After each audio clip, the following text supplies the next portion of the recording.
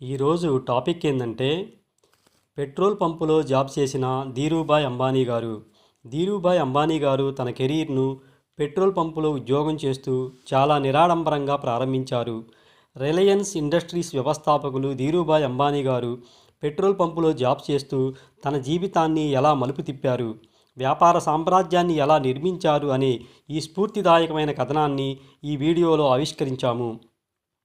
Petrol పంపులో ఆయన ప్రారంభ రోజుల నుండి భారతదేశం యొక్క అత్యంత విజయవంతమైన వ్యవస్థాపకులలో ఒకరిగా మారడం వరకు ధీరూభాయ్ అంబానీ గారి యొక్క ప్రేరణాత్మక ప్రయాణాన్ని ప్రేరణ కోసం ఎదురుచూసే ప్రతి ఒక్కరూ తప్పక చూడవలసినదే.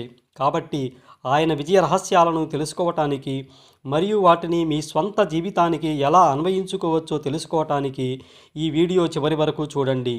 దూరదృష్టి, వ్యవస్థాపకతకు పర్యాయపదంగా ఉన్న పేరు ధీరూభాయ్ అంబానీ. 1948 సంవత్సరంలో 16 సంవత్సరాల వయసులో యెమెన్కు వెళ్ళి పెట్రోల్ పంప్ అటెండర్గా పనిచేయడం ప్రారంభించారు. తరువాత భాగస్వామ్య నూలు వ్యాపారం చేశారు. ఇద్దరికీ వేరువేరు స్వభావాలు, వేరువేరు దృక్పథాల కారణంగా ధీరూభాయ్ అంబానీ గారే స్వయంగా నూలు వ్యాపారాన్ని ప్రారంభించారు. వ్యాపార స్ఫూర్తితో, దృఢ సంకల్పంతో ఒక సాధారణ భారతీయుడు పెద్ద కలలు కనడం మరియు వాటిని వాస్తవంలోనికి తీసుకురావడానికి ఆయన చేసిన ప్రయాణం అగ్రస్థానంలో కొనసాగింది. 1958లో రిలయన్స్ ఇండస్ట్రీస్ను స్థాపించిన భారతీయ బిలియనీర్ వ్యాపారవేత్త ధీరూభాయ్ అంబానీ గారు. ధీరూభాయ్ అంబానీ గారు తన జీవితంలో సరియైన సమయంలో సరియైన నిర్ణయం తీసుకున్నారు. అదే సరియైన నిర్ణయం తీసుకోకపోయినట్లయితే జీవితాంతం పెట్రోల్ పంపులో జాబ్ చేసి ఉండేవారు. కాబట్టి మీరు కూడా ఈరోజే మీ రేపటి భవిష్యత్తును నిర్మించడానికి సరియైన నిర్ణయం తీసుకోండి.